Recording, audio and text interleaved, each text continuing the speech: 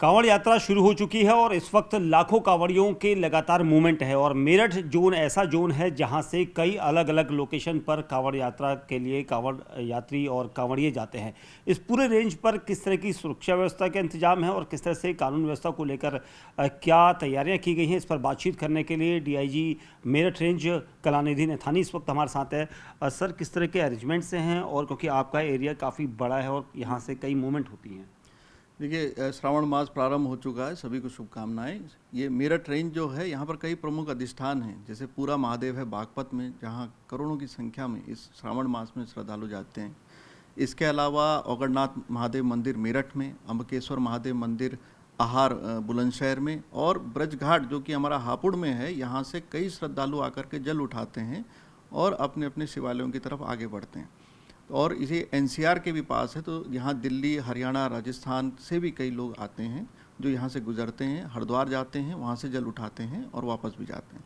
तो कुल मिलाकर के यहाँ पर संवेदनशीलता बनी रहती है, लेकिन जो हम लोग का सिखलाया हुआ तरीका है, एसओपी है, हमारे स्टैंडर्ड प्रोटोकॉल्स हैं, उन सब से विभिन्न मीटिंग करके आयोजकों से, चाहे मंदिर के प्रबंधक हों, चाहे कांवड़ समितियों के आयोजक हों, चाहे डीजे समितियाँ हों, सबसे वार्ता करके, मीटिंग करके एक एक समस्या का निराकरण करते हुए इस सेंसिटिविटी को ख़त्म किया जाता है। इसके अलावा श्रावण मास में जो त्यौहार पड़ते हैं उस पर भी हम लोग डिप्लॉयमेंट करते हैं और जो कम्युनली सेंसिटिव पॉकेट्स भी हैं हम लोगों के, वहाँ पर एक्स्ट्रा पिकेट्स वगैरह लगाई जाती हैं। जैसे हम बात करें तो लगभग 200 पिकेट हम लोगों की इस रेंज में अभी लगी हुई है और 180 ट्रैफिक डाइवर्जन पॉइंट्स रहते हैं। एक ट्रैफिक एडवाइजरी भी जारी की जाती है और पब्लिक से भी हम अपील करते हैं कि निर्धारित मार्गों का ही प्रयोग करें और जो श्रद्धालु हैं वो भी कांवड़ के लिए जो निर्धारित मार्ग और लेन है उसी का प्रयोग करें। तो कुल मिलाकर के इसके अलावा हम लोग का इसके जो मिटिगेशन के लिए हम लोग एलआईयू का भी प्रयोग करते हैं। जो आसूचनाएं आती हैं उस पर हम लोग रिएक्ट करते हैं। क्यूआरटीज हम लोगों की बनी हुई है, हम लोगों के पास विभिन्न दस्ते यहाँ मौजूद रहते हैं, एटीएस के दस्ते मौजूद रहते हैं। इसके अलावा इस रेंज ही नहीं, ये प्रदेश स्तर से भी हमको फोर्स मिलता है ताकि व्यवस्थाएँ अच्छी रहें और जो मामले हैं, जो हमारी सुविधाएं जो दी जाने वाली हैं, वो सुविधाओं के साथ साथ, प्रशासनिक सुविधाओं के साथ साथ सुरक्षा का भी पूरा ख्याल रखा है। सर, इस बार कांवड़ रूट पर खासतौर से कई ऐसे इनपुट एजेंसियों की तरफ से आए हैं, उसको लेकर आप लोगों की किस तरह की तैयारियां हैं? जैसे मैंने पहले ही बताया, हम लोग के जो पूरे रूट पर जो जितने सेंसिटिव पॉकेट्स हैं सब जगह पिकेट वगैरह रहती हैं, हम लोग की क्यूआरटीज रेडी रहती हैं। एरियल सर्वेलेंस के लिए लगभग 100 ड्रोन हम लोग इस्तेमाल कर रहे हैं। सोशल मीडिया पर हम लोग एक अलग से सेल हम लोगों के हर डिस्ट्रिक्ट में भी हैं, रेंज और जोन में भी हैं। हम लोगों ने लगभग 30 कंट्रोल रूम बनाए हैं छोटे बड़े, जिसमें कि 7 जो हैं वो बड़े कंट्रोल रूम हैं और इसके अलावा बाकी जो 8 हैं वो हर ऑफिस में से, मेरे पीछे भी ऑफिस में एक बना हुआ है, मिनी कंट्रोल रूम्स बने हुए हैं और वीडियो व्यूइंग के लिए भी बहुत दक्ष लोगों को लगाया गया है। तो इसके अलावा हम लोग के वॉच टावर्स, 19 वॉच टावर्स हैं, कई जगह पर हम लोगों ने मोर्चे बनाए हुए हैं। तो हर तरह से प्रॉब्लम किसी भी तरह की आ रही हो, और अगर हम वाटर जो बॉडीज़ हैं उनकी बात करें तो वहाँ नाविक, गोताखोर, और वहाँ पर भी हम लोगों ने आर्म्ड कंपोनेंट रखा हुआ है। तो हर तरह से हम लोग इसको कम करते हैं, इस संवेदनशीलता को, और इसमें तत्पर रहते हैं। सर, क्योंकि सोशल मीडिया इस वक्त काफ़ी एक्टिव है, खासतौर से क्योंकि दिल्ली में जिस तरह की घटना हुई है, जेन-जी के प्रोटेस्ट हुए थे, और यहाँ पर जो युवा हैं, खासतौर से कांवड़ यात्रा पर युवा ही यहाँ पर कांवड़ लेकर चल रहा है, ऐसे में सोशल मीडिया पर मॉनिटरिंग करने के लिए आपने किस तरह की प्रणाली का इस्तेमाल किया है? कोई ऐसी टेक्नोलॉजी जिसके जरिए आप जल्द ही उस सोशल मीडिया वीडियो के पास पहुँच जाते हैं? यूपी पुलिस एक मैट्रिक्स सॉफ्टवेयर यूज़ करती है, बड़ा यूनिक सॉफ्टवेयर है, इसके कई फीचर्स भी हैं। इसमें बल्क एनालिसिस भी हो जाता है, टॉपिक वाइज एनालिसिस भी हो जाता है, सेंटिमेंट एनालिसिस भी होता है कि किसी घटना को लेकर किस तरह के सेंटिमेंट्स के ट्वीट्स आ रहे हैं, ट्वीट कह लीजिए, या अन्य भी जो हमारे एक्स पर है, चाहे इंस्टाग्राम है, चाहे यूट्यूब है, कई प्लेटफॉर्म्स उसमें उसी से कवर हो जाते हैं। तो इसका तुरंत एनालिसिस करते हुए, जहाँ पर एक चीज़ हम इस आपके माध्यम से भी कहना चाहेंगे कि कहीं पर भी कोई भ्रामक वीडियो या कोई कंटेंट अगर डाल रहा है, या पिछले साल के कंटेंट को वर्तमान का बता करके अगर डालता है, तो कठोरतम कार्रवाई की जाएगी। इस तरह की अराजकता बिल्कुल बर्दाश्त नहीं की जाएगी कि सिर्फ कंटेंट जनरेशन के नाम पर हम लोग कानून व्यवस्था को ध्वस्त कर दें। किसी की भी यदि कोई जायज़ समस्या है तो उस पर अमल किया जाएगा। सारा प्रशासन, पुलिस, सब लोग इस सुरक्षा और व्यवस्था में लगे हैं। सभी की समस्याओं के निराकरण करने के लिए उसको अटेंड किया जाएगा, लेकिन अफवाह और झूठी सूचना से सब लोग बचें। और यदि कहीं पे ऐसा आ भी जाती है कोई चीज़, तो टैग करें। हम लोगों के जितने भी हैंडल्स हैं सबके इसको टैग करके आप लोग हम लोग को सूचित कर सकते हैं और उस पर हम लोग कार्रवाई भी करेंगे। आखिरी सवाल सर कि ANPR क्या है और इस पर किस तरह से पुलिस प्रणाली आपकी मेरठ जोन में काम करती है? देखिए, जो आजकल के ज़माने में जो AI इनेबल्ड कैमरास होते हैं, इसी के एक श्रेणी में ANPR कैमरा भी आता है, automatic number plate recognition system. खास तौर से हम लोग के जो इंटर स्टेट बॉर्डर्स हैं, यहाँ पर 18 जगह पर इस तरह के कैमरा सिस्टम्स लगे हैं, जिसमें वाहनों के नंबर जो हैं ऑटोमेटिकली डिटेक्ट होते हैं और हम कुछ नंबरों को सर्च लिस्ट में डाल के उनको ट्रैक भी कर सकते हैं कि ये गाड़ी जहाँ से भी गुजरेगी हमको उसका पता चल जाए। तो ये सिस्टम जो है ये सुरक्षा के लिए किया जाता है, और ख़ास तौर से इंटर स्टेट बॉर्डर्स पे हम लोग इनका विशेष तौर से हरियाणा बॉर्डर पर भी इसका प्रयोग किया जा रहा है।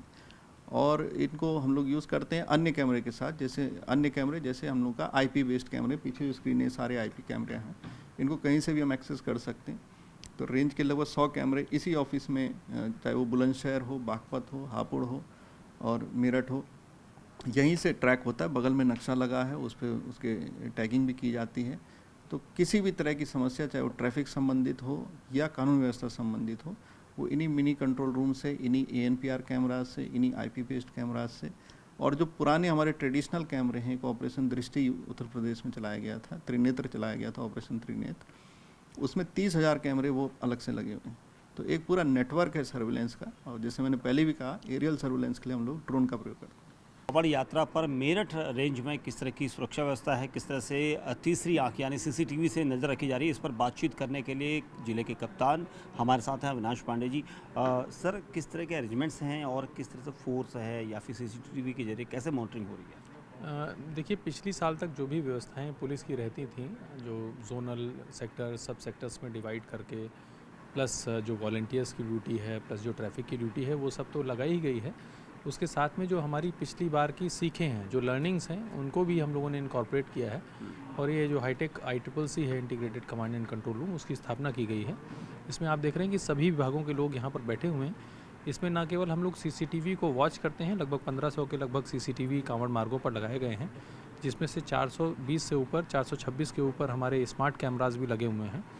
उनको हम लोग वॉच करते हैं और वहाँ पर जो भी दिखाई देता है, संबंधित विभाग को यहाँ अवगत कराया जाता है और तत्काल उस पर कार्रवाई की जाती है। पिछले 3 दिनों में यहाँ के माध्यम से कई सारे ऐसे कार्य किए गए हैं जिनकी वजह से कोई बड़ी घटना हो सकती थी और उनको यहाँ पर रोका गया है। जैसे एक नहर के पास में कुछ कांवड़िए बहुत ही डेंजरस तरीके से झांक रहे थे, तो उसको यहाँ देखा गया और उसके माध्यम से तुरंत जो वहाँ की पुलिस ड्यूटी थी उसको एक्टिवेट किया गया। कई जगह पर जहाँ पर कूड़ा या आवारा पशुओं की समस्याएं आई, उनको तत्काल नगर निगम को और संबंधित विभागों को अवगत कराया गया, तत्काल उन चीज़ों की व्यवस्था की गई। इसके साथ ही हमारा एक सोशल मीडिया का मॉनिटरिंग सेंटर भी बना हुआ है। अभी आपने देखा होगा कि एक वीडियो वायरल हुआ जिसमें कुछ मिसलीडिंग क्लेम्स किए गए थे, उसमें भी यहाँ पर हमारा अलर्ट जनरेट हुआ, जिसके माध्यम से फिर हम लोगों ने न केवल उस प्रकरण में विधिक कार्रवाई कराई है जो सच्चाई थी उस पर, बल्कि जो मिसलीडिंग क्लेम्स थे उनको फिर हमने फॉल्सिफाई करते हुए अपना बाइट भी जारी किया है। सर, कितने कैमराज यहाँ पर मॉनिटर हो रहे हैं और इनको लेकर जिस तरह से आपने बताया कि अचानक कितनी देर में ये कार्रवाई एक्सेस होती है? देखिए, लगभग 1550 के लगभग कैमरा हैं, जिनकी संख्या में लगातार वृद्धि हो रही है। हम लोगों ने सभी जितने हमारे होटल, ढाबा और पेट्रोल पंप और जो भी मौजूद लोग हैं उनसे हम लोगों ने बात की है। वो लोग लगातार कैमरा लगाने की मुहिम में हमारा साथ दे रहे हैं। फिलहाल हमारे 1550 के लगभग कैमराज मॉनिटर हो रहे हैं। जो भी चीज़ देखा जाता है, हमने हर कॉलम वाइज ये जो टीवीज़ दिखाई पड़ रही हैं, एक अलग ऑफिसर एक अलग रजिस्टर के साथ बिठाया हुआ है।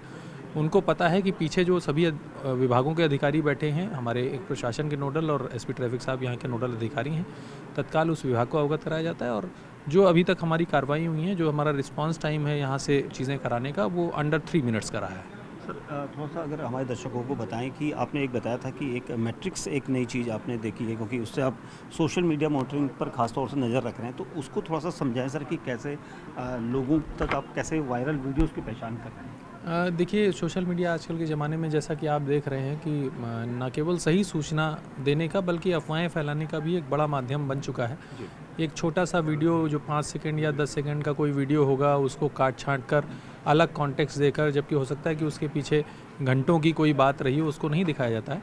तो उसके लिए यूपी पुलिस हेडक्वार्टर्स के द्वारा एक बड़ा एडवांस सॉफ्टवेयर हमने तैयार किया है। अगर आप देखेंगे कि इसमें कई सारे टैग्स हैं, इसमें जैसे अगेंस्ट विमेन का एक टैग आया हुआ है। अब हम जब इसे क्लिक करेंगे तो जो सूचना होगी वो तत्काल हम संबंधित को देते हैं और उसके माध्यम से उस पर फिर कार्रवाई कराते हैं। जब जिस तरह से एक सोशल मीडिया पर देर रात वीडियो वायरल हो रहा था, उसको कैसे मॉनिटर किया, कैसे पुलिस को? देखिए, पहली बात तो उसमें हमने पहले पूरे फैक्ट्स जुटाए इसमें समय इसलिए लगता है कि हम लोग यदि कोई बिना फैक्ट्स बताए या पूरा सही से वेरीफाई किए बिना हम लोग कोई चीज़ जारी कर दें तो उसका एक अलग इफेक्ट जाता है। तो हम लोगों ने उसमें पूरे फैक्ट जुटाए हैं, जिन्होंने वहाँ पर उद्दंडता की है इस प्रकार की, उनके खिलाफ हम FIR भी कर रहे हैं, उनकी बाइक भी सीज़ की गई है और उनके खिलाफ और भी जो एक्शन है वो लिया जाएगा।